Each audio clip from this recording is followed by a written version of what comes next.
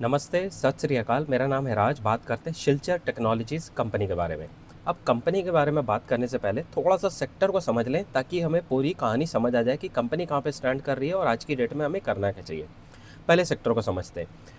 ये जो सेक्टर है ये ग्लोबली अगर बात करी जाए तो 10 से 12% ग्रोथ कर रहा है। इंटरनेशनल अगर ट्रांसफार्मर की बात की जाए और अगर इंडिया के अंदर बात की जाए तो मोटा-मोटा 8 से 9% के आसपास ये ग्रोथ कर रहा है। प्लस माइनस थोड़ा सा ऊपर से ऊपर नीचे होगा। मैंने एक मोटा नंबर लिया है। अब इस इंडस्ट्री में ग्रोथ कहाँ से आ रही है? ग्रोथ आ रही है हमारी गवर्नमेंट की पुश की तरफ से और उसका एक मेन रीज़न है, कहानी है 1 मिनट की, छोटी सी सुन लो। इंडिया की करंट कैपेसिटी लगभग 230-250 गीगावाट के आसपास है आज की डेट में, जो कि 2030 तक हमें 500 गीगावाट तक लेके जानी है बिजली बनाने की। अब आप बात करोगे कि बिजली बनाने का ट्रांसफार्मर से क्या लिंक है? बताता हूँ। बिजली जब किसी एक सोलर जो प्लांट है वहाँ पे बनेगी, या थर्मल पावर प्लांट है, या फिर कोई हाइड्रो इलेक्ट्रो प्लांट है, या फिर कोल वाला प्लांट है, बिजली जब वहाँ पे बनेगी उस बिजली को वहाँ से ट्रैवल कराना पड़ता है।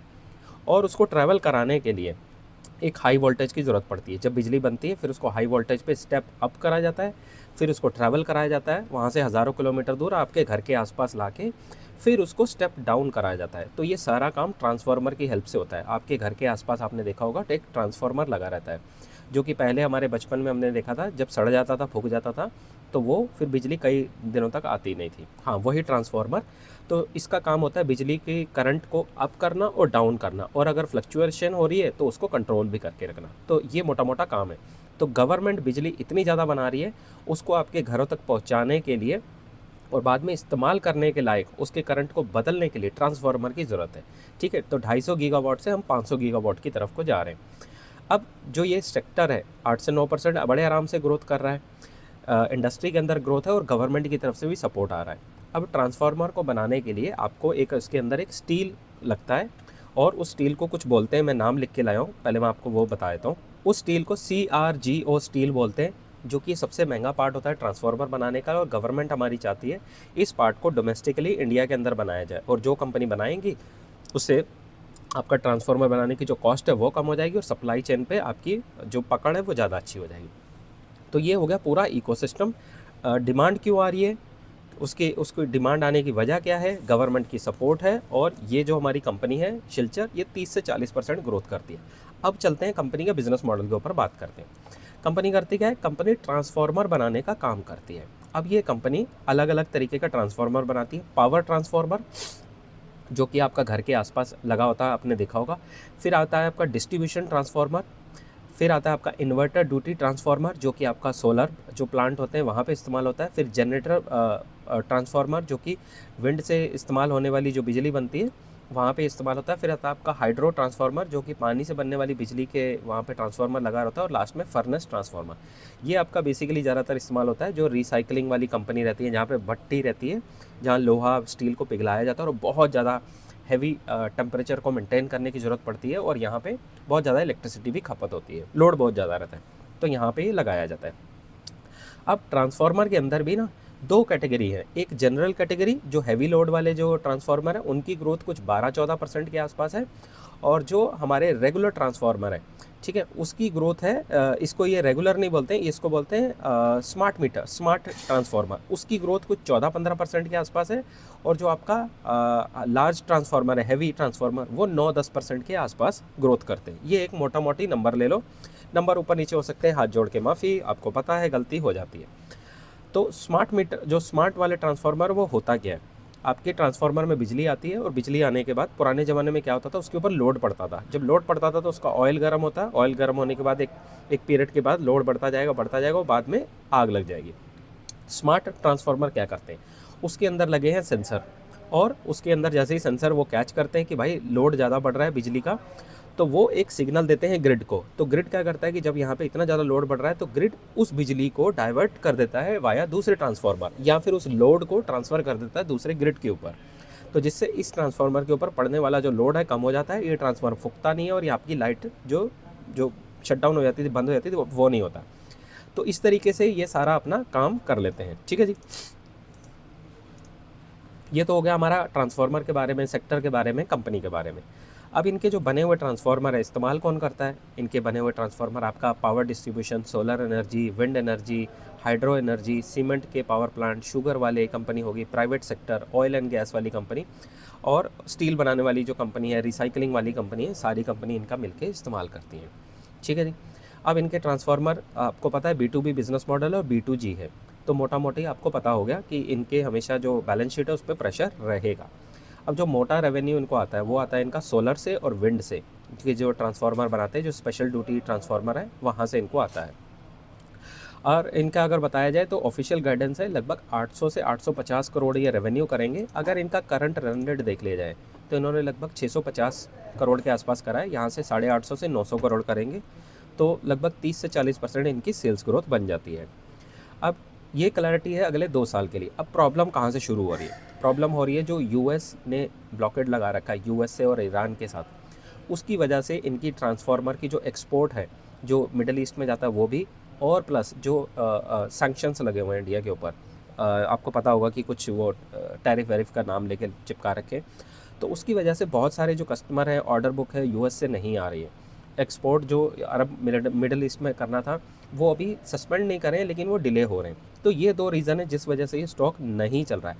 अभी मैंने आपको पूरा सेक्टर बता दिया। ये यहाँ पे जो ग्रोथ आ रही है, स्ट्रक्चरल ग्रोथ आ रही है, लंबे टाइम तक ग्रोथ आ रही है, और अच्छी बात क्या है, इंडिया के अंदर कंजम्पशन बहुत ज़्यादा है इनका। ठीक है, तो मोटा मोटा आपको एक समझ आना शुरू हो गया। अब अगर बात कर ले इनके ग्रोथ आने की और क्या क्या वजह हो सकती है, इंडिया के अंदर रिन्यूएबल जो एनर्जी है उसका टारगेट बहुत बड़ा है।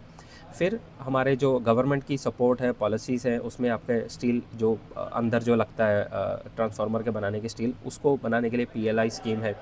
इंडिया के अंदर कंजम्पशन बहुत ज़्यादा हो रहा है, और ये कुछ रीज़न है जिसकी वजह से ये हमारा जो सेक्टर है ये ट्रांसफार्मर वाला ये बहुत चलने वाला है आगे आने वाले टाइम में। ऑर्डर बुक की बात करें तो मोटा मोटी इनके पास 800 करोड़ का ऑर्डर बुक आज भी अवेलेबल है, जो कि अच्छा है। इनको अगले 1-2 साल की क्लैरिटी बड़े आराम से देता है, और करंटली प्रोसेस में भी कई ऑर्डर बुक हैं। अब इतनी ग्रोथ होने के बाद एक होता है ग्रोथ आएगी उसकी उम्मीद में हमने पहले से कर दिया, और एक ग्रोथ ऑलरेडी है और हम उसकी तैयारी करें, तो ये सेकंड केस है। इसमें ग्रोथ ऑलरेडी है, वहाँ पे डिमांड ऑलरेडी है, उसको गेटर करने के लिए इन्होंने इन्वेस्ट करा है 120 करोड़ रुपया, 7500 मेगावाट एम्पेयर। इस चीज़ को थोड़ा सा ध्यान से समझ लेना, ये कैपेसिटी होती है, जैसे करंट होता है ना, हम उसको 200 वाट में काउंट करते हैं, वैसे ही समझ लो इसको आसान भाषा में अगर मैं कहूँ तो आप समझ लो 750 वाट का इनकी कैपेसिटी थी बनाने की, उसको बढ़ा के इन्हें 14,000 तक लेके जाएंगे। ठीक है जी, तो ये हाई करंट के ऊपर ज़्यादा काम कर पाएंगे। ओके, इसको इस तरीके से कहना, थोड़ा सा मैंने इसको ओवर सिंप्लीफाई कर दिया है, लेकिन अगर मैं बोलूँ कि एक मैंने ट्रांसफार्मर बनाया वो 200 वाट का है, अगर मैं 2 ट्रांसफार्मर बना दूँ तो वो 400 वाट काउंट करते हैं। तो कुछ ही इस तरीके से अपनी कैपेसिटी को बढ़ाने के बारे में बात करें। ठीक है जी, आई एम श्योर आपको समझ आ गया। फिर ये जो मशीनरी इसमें सारी की सारी लगती हैं, उस मशीनरी को बनाने के लिए जो आपको पार्ट्स चाहिए, मशीनरी चाहिए, वो सारा का सारा ऑर्डर कर चुके हैं, और ये 2027 में अप्रैल के अंदर जाके स्टार्ट हो जाएगा। इन्होंने एक फैक्ट्री भी ली है उसके लिए, वो थोड़ा सा जाके देख लेना, मुझे नंबर ध्यान नहीं है और कहाँ पे है वो भी थोड़ा देख लेना आप। ठीक है, 17 एकड़ का लैंड है, और उसमें ये 50 मेगावाट एम्पेयर से लेके 132 किलोवाट के आसपास के जितने भी ये इस रेंज के अंदर के जो ट्रांसफार्मर बनते हैं अलग अलग पार्ट्स के, यानी अलग अलग काम के लिए, वो सारे के सारे बनाएंगे, किसी को नहीं छोड़ेंगे यहाँ पे। अब ये तो हो गया हमारी कंपनी के बारे। अब सब कुछ अच्छा अच्छा है नहीं, इसके चैलेंजेस क्या हैं? एक तो कमोडिटी के प्राइस, जो कि स्पेशल ऑयल लगता है हमारा जो ट्रांसफार्मर के अंदर, उसके प्राइस रॉ मटेरियल के ऊपर नीचे हो रहे हैं, इन जो ऑयल लगता है उसके प्राइसेस ऊपर नीचे हो रहे हैं। फिर जो ये कैपेसिटी एक्सपांड कर रहे हैं, ये एक अच्छा चीज़ है। और यहाँ पे जो प्रॉब्लम आ रही है ना यूएस वाली टैरिफ वाली, वो इशू अगर डाउन हो जाए तो वो अच्छा साइन है, अगर वो बना रहा तो वो प्रॉब्लम है। फिर मैनेजमेंट ने यही इनसे ज़्यादातर क्वेश्चन पूछेंगे कि मार्जिन्स क्यों गिर रहे हैं, तो उन्होंने बताया कि टैरिफ लगने की वजह से हम ज़्यादातर वहाँ माल नहीं बेच पा रहे हैं, और हमारी जो कैपेसिटी है उसकी एक फ़िक्स कॉस्ट आती है, एम्प्लॉई की कॉस्ट है, बिजली की कॉस्ट है, और वहाँ पे बिजली का और रेंट का है, मतलब बहुत सारी चीज़ें हैं, तो वो तो फिक्स है। जब हम हमारा यूटिलाइजेशन बढ़ाएंगे, हमारी सेल्स ग्रोथ बढ़ाएंगे, तो अपने आप ही एक्सपेंसेस कम होएंगे, हमारा मार्जिन पे अच्छी ग्रिप आ जाएगी। तो अभी हाल फिलहाल मार्जिन के ऊपर प्रेशर बनता हुआ मुझे दिख रहा है, और यही चीज़ इनके चार्ट पे भी दिख रही है। और मुझे तो ये सारा का सारा जो काम करना है, तो मुझे किसी भी कंपनी को एनालाइज करने के लिए 3 चीज़ें देखनी होती है। मैनेजमेंट की कमेंट्री गाइडेंस इसकी बुलिश है, अच्छी है, लेकिन एक्सटर्नल फैक्टर यानी कंपनी के कंट्रोल से बाहर की चीज़ें, इंटरनेशनल जियोपॉलिटिक्स, लड़ाई होने की वजह से, लड़ाई झगड़े की वजह से रॉ मटेरियल के प्राइसेस बढ़ रहे हैं, इस कंपनी को प्रॉब्लम हो रही है। दूसरा है नंबर बहुत बढ़िया, फैंटास्टिक नंबर जिसको हम बोलते हैं। नंबर आए -34%। फैंटास्टिक, आई एम सॉरी मैंने बोल दिया, फैंटास्टिक नहीं है, ये बहुत ख़राब नंबर है। लेकिन मैनेजमेंट ने बोला था कि ये जो नंबर है ये हमारे कोई ऑर्डर सस्पेंड नहीं हुए, हमने टेम्पररी होल्ड करा है अपनी सप्लाई को। यूएस से ऑर्डर मिल नहीं रहे और मिडल ईस्ट में जो भेजना है वहाँ पे दिक्कत आ रही है, ठीक है। तो इस वजह से ये नहीं चल रहा। और तीसरा है चार्ट, तो चार्ट डाउन ट्रेंड तो नहीं है, कंसोलिडेशन हल्का सा ग्राइंड हो रहा है, नीचे आ रहा है। तो इसमें से मैं आज की डेट में, मैं मैनेजमेंट की कमेंट्री को छोड़ के बाकी दोनों चीज़ें मेरे अगेंस्ट जा रही है, तो मैं ऐसी कंपनी से आज की डेट में दूर रहना चाहूँगा। लेकिन लेकिन लेकिन क्या ये कंपनी ख़राब है? नहीं। मेरा वीडियो देख के बाय सेल करना है? नहीं, आपने सिर्फ सीखना है। और आपको तो पता है मुझे मज़ा आता है ये सब काम करने में। लिंक नीचे दे दूंगा, डिस्क्रिप्शन में वर्कशॉप है और मेंटोरशिप प्रोग्राम, वहाँ जाओ, जाके सीखो। उसके बाद आपको पता लगेगा कि कंपनी को कब बाय करते हैं, कब सेल करते हैं।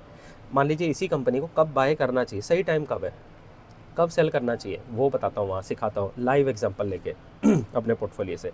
पोर्टफोलियो कैसे बनाना, वो सारी चीज़ों के जितने भी आपके सवाल होते हैं ना, वहाँ पे वो मैं दूर करता हूँ। तो लिंक नीचे होएगा, एक बारी जाके चेकआउट करना, बहुत मज़ा आएगा, ठीक है। तो ये था मेरा पूरा का पूरा वीडियो। अगर वीडियो अच्छा लगा तो जाके लाइक, शेयर और सब्सक्राइब करना आपने। मिलते हैं अगली वीडियो में, तब तक के लिए नमस्ते, थैंक यू, सत श्री अकाल।